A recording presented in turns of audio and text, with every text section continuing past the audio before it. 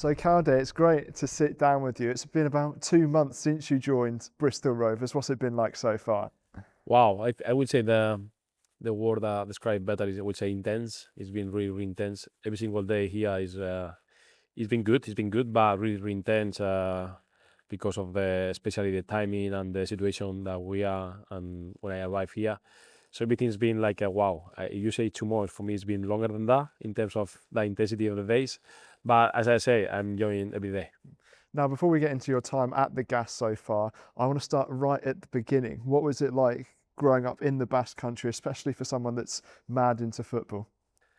Well, a normal life for a kid. Probably before we play more football, it was easier to go and play in the streets. I grew up obviously supporting my team Alaves and supporting Barcelona because they have a lot of Basque players in Barcelona at that time. So it was listen. I was obsessed with football, as you say. I remember playing football all the time, going to the school with the ball in my feet all the time, and enjoying football and playing. Every single time I could. But at the same time, thinking and watching and loving English football. I remember I made my parents to take the how do you say the kind of Sky Sports to watch the football in the English football in Spain. I was obsessed with that already because I like the passion and the style of football in England. So I remember when I started playing football, it was something that was in my mind to try to play for in England as well.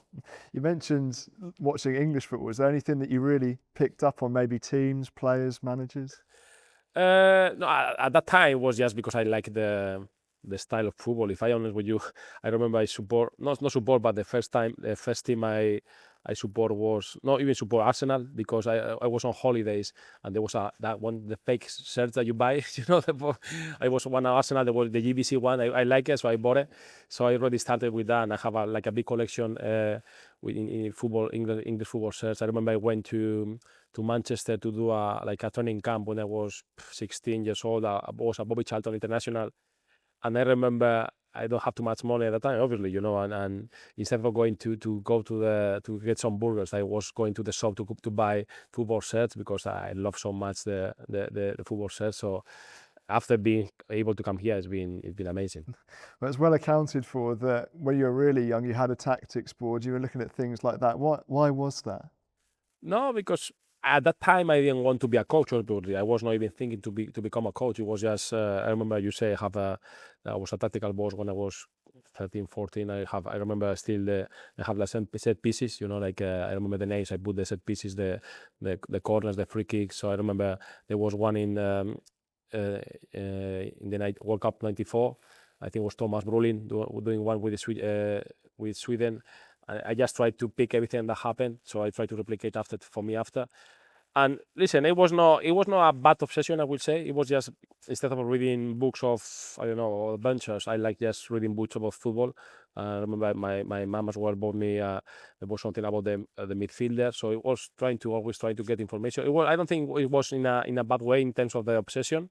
It was just probably the way I could read more. I do that with my son. Now it's easier for him to read things about football than normal things. So it's like that. Now, after playing in Spain for a while, you joined Brighton and Hove Albion in League One. Why did you do that?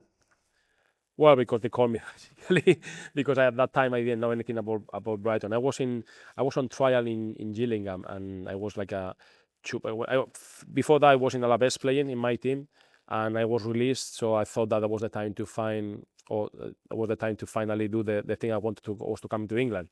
I thought at that time it was easier to come to England after being in the Championship in Spain to get a club because I didn't mind the level, but still it was really difficult to find a trial or something.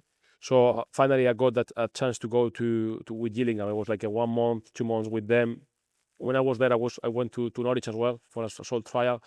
And when I was nearly to sign to Gillingham, Gas Poyet called me from Brighton, and then I moved there. But I remember it was on the 30th of December of 2009. I went to the ferry in Bilbao towards Portsmouth, and I didn't know where I had to go. So I arrived to Portsmouth after 30 hours on the ferry. I switch on the phone and I text my agent and say, okay, where are we going? We're going to Gillingham, we go to Brighton. I said, no, go to Brighton. I said, okay, go to Brighton. And that time I didn't know anything about Brighton. After obviously I was so happy in there. I have a great 6 years and a half in there. and that was it. Yeah, you were at Brighton right before, or as they started really to climb through the English football pyramids, and you were part of their promotion to the Championship. What was League One like back then, and maybe how's it different to now? No, I've been saying that since I came here, that I saw a lot of similarities between Brighton and Rovers in terms of the new owners, new ideas, trying to develop something bigger. And I think the fan base, everything, the platform is similar. That's why I've been saying that. At the same time, when I arrived to Brighton, we were fighting for relegation. I arrived in when I at the same time I came here. It was like I think my first game was 19th of January, and we were fighting for relegation. But at the same time, Gas project was already trying to implement the new philosophy. It was not easy at the beginning, but I do remember that we finished in a high that season, and the next season was the one that we just cruised through the division. It was the best football I played, and we went up to the championship. So listen, when I came here, I was thinking, okay, I think could be something similar about the platform, about the fan base, the new owners, the new philosophy we want to bring to the football club. So I was thinking, okay, this year has to be obviously avoiding the relegation and trying to create something important. Yeah, after 200, well over 200 appearances for Brighton, you left the club and played in Cyprus and India. What were those experiences like? Well, Cyprus was a good experience. I think it's a great place for family. I think the country is really good, really good. It's a difficult one to play football because the fans, they are so passionate, and sometimes that's good, but sometimes it's bad, because it was nothing in the middle. So it was a bit difficult in terms of the football, but I enjoy it anyway. And after I went 1 year and a half to India, it was a great experience. I enjoyed it so much. It's true that it was difficult because I was not with my family in there. So it was that really difficult because obviously the distance was so big, and I remember my small daughter, she was just 2-3 years old. So now looking back, I don't know how I did that. But after football-wise, and the experience overall was really good. It's a country that I really like. It's a difficult country, but I really enjoy it. Especially the first year, it was so good. We won the title, the championship. It's true that the second one it was not that good. We were at the bottom, but I was a great experience. It was an experience in terms of, as I say, I wanted at that time in my career, I wanted something like that, like something really, really different. I didn't want to keep playing in Europe in a normal. I was something like special, and I think India was that. Now, after your playing career, you moved into coaching, and during your playing career, did you take things from each manager to maybe what your style is today? Yeah, 100%. I still have a document in my laptop about that. I try to pick the good things from the managers and the bad things as well. And I have like every single manager of the last 5-6 years. I have like good things, bad things they did because I wanted to create that for myself. I was quite lucky that I think I have really good managers in Spain and in England. I have really good managers, so I could learn a lot from them. And I think it's a mix of a lot of ideas from them. So that's the thing, when you played, I was 20 years playing, so I was taking everything a little bit like I'm making a blender of everything. And yeah, I was happy that I'm proud of be playing for these managers. Now, after time at Alaves and Brighton, you decided to come to Bristol Rovers. You touched on it before, but why was this the right club for your head coaching career? Well, probably because, as I say, I saw similarities. Obviously, you don't know everything. You have to guess. At the same, to be fair, at the beginning, it was more a football thing. When something like that happens, you start to see, okay, what can I do? I can do something for the team. So then you start to watch games more than really more things. It's more about how you can impact in the team, because then that's why you are a head coach. After obviously you start to read more about get more info about the city, about everything. But to be fair, it was not that much important for me. It was more the football thing that I thought, okay, I think it's a good place. I think I could head the team, knowing that it was difficult because obviously when you can choose, you don't go to a place this going in the best moment of the season. That 100%. But at the same time, you have to accept as a coach that's not gonna happen. The most of the time, because you have to go somewhere that something is not working. It's just try to pick the one that, okay, it's not working, but I think I can make it work.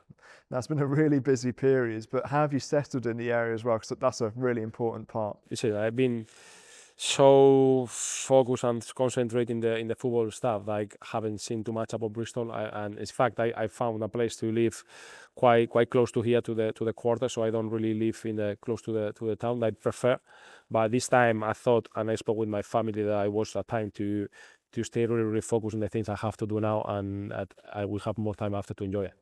Now, looking at the playing squad, how do you think they've adapted to your style since coming in? Well, I think it's been tough for them as well, because at the end you want to change a lot of things. You want to change the style, you want to change the philosophy, but you don't have time for that. And especially the beginning was really difficult for me because we couldn't train in the period in Christmas. It was nearly impossible to try to get my message to them because we couldn't train. So it was really difficult, and credit to them because it's, as I say, it's not easy, especially in a bad moment, because as I say, you have the whole preseason or you are doing really good. I think everything is going to be smoother and it's going to be really good.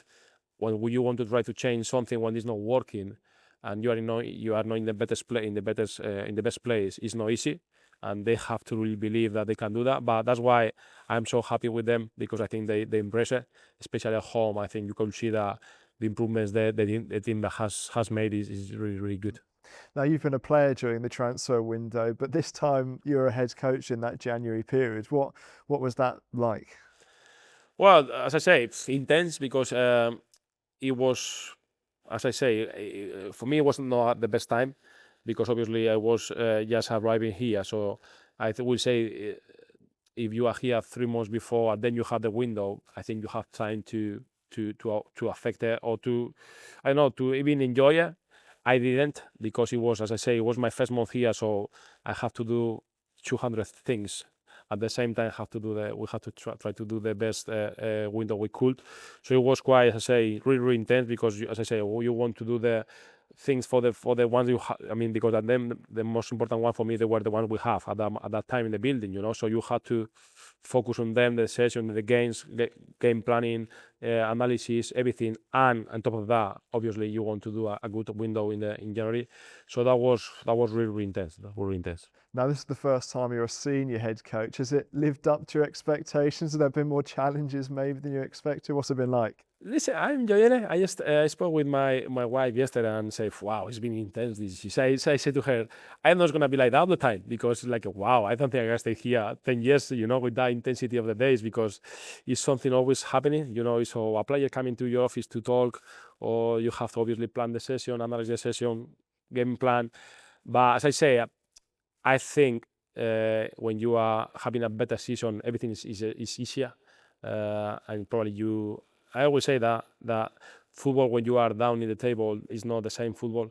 The way you train, the way you sleep, the way you behave, it's not the same. You try to don't think about that, but that affects you a lot. Even as I say, you don't sleep the same way. When we lose, I don't sleep the same way, so that affects you for your lifestyle.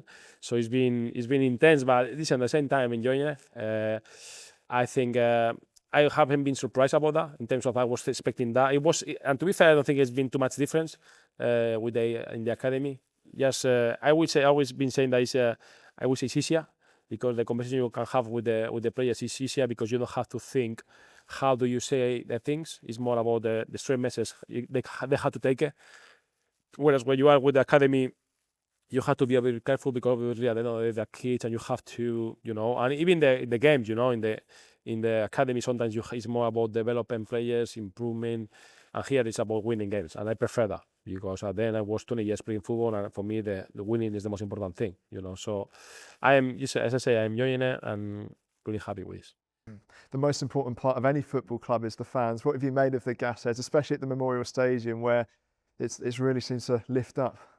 Yeah, I think I'm enjoying so much when we play at home, not because we win, but because I enjoy it so much with the fans, I always say that the connection with the fans is the most important thing, because the fans is the most important thing of the football club.